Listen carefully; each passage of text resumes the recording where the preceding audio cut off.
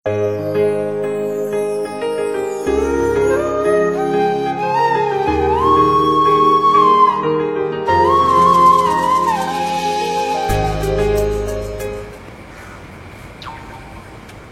काय होतं कौशील? गौरी वाट बघली तुझी. तुझी तो येत होतो. काय झालं? आवडी खाईल. अरे ठाण्यात जावत होता. ठाण्याला त्यांची उतरणीला भेटायला. अरे बोंगेश्वर कोणला भेटायला जावत असता तो तुला करायला नेला असता. अरे कपडा आणायला होता. कपडे कपल्यान त्या का खावाला का जेवायला कपाला तसा नीर नवरात्री आल्या ना मस्त पैकी गरबा दांड्या बघायला. तू खेळते केव्हा बोलते? बरं केला कोण जाते.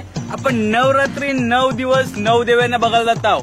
एक तर देवी पावल म्हणजे अरे बाई पोरी पटवाला नाही तर कोण जातं रातचे मारायला. कुलर हे धंदा करते तू. आता नवरात्रीचा अर्थ तुला माहिती आहे का? श्रद्धा नावाची गोष्ट तुझ्या ऐकली. अरे दादू तुला माहिती आहे का नवरात्री साजरी केला करतात? नाही माहिती. ठीक आहे बस तुमचा. तुला ते महिषासुराची पौराणिक कथा माहिती असेलच. ते राक्षसांनी देवावरचे वरदान घेऊन सगळ्यांना हैराण करून सोडलेला. मग देवावी एक दैवी शक्ती निर्माण केली, तिची आराधना केली ना. मग ते दैवी शक्तीने 9 दिवस युद्ध करून महिषासुराला मारला. हा आठवला बहुतेक आम्ही टीव्ही बघले. हीच दैवी शक्ती म्हणजे जगदंबा. हे 9 दिवसांत आपण आईवरची शक्ती मागायची आणि आपली डोक्यांची आसुरी शक्तींना आपण पळून लावायचा. बरोबर. तुला माहितीये गरबा खेळताना आपण गोल गोल कला फिरतो. मग बाई त्रिकोणी कसं चालता येईल? नाही सांग.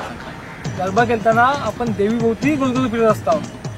आईला मध्यस्थानी ठेवून आईची प्रार्थना करायची आणि सांगायचा की आई आम्हाला बुद्धी दे.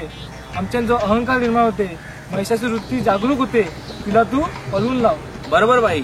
नवरात्री म्हणजे स्त्री शक्तीचा उत्सव आणि या उत्सवात आपल्या पाठीशी नेहमी खंबीरपणे उभा असणाऱ्या प्रत्येक स्त्रीला, मग ती आपली एकविराई असतो वा आपली स्वतःची आस असतो, बनीच असतो, नाही तर मैत्रीण, तिचे आपण आभार मानायला पाहिजे. एकेच आपल्याला पक्की अक्कल आली ना. आणि हो फक्त हे 9 दिवसच नाही, प्रत्येक दिवशी आपण स्त्री शक्तीचा आदर केला पाहिजे. बरोबर बाई. चल मग आता आपण यांना नवरात्रीच्या शुभेच्छा देऊ. चला मग सगळ्यांनी निश्चय करू, आजपासून स्त्री शक्तीचा आदर करू. सगळ्यांना नवरात्रीच्या हार्दिक शुभेच्छा. हाय माऊलीचा.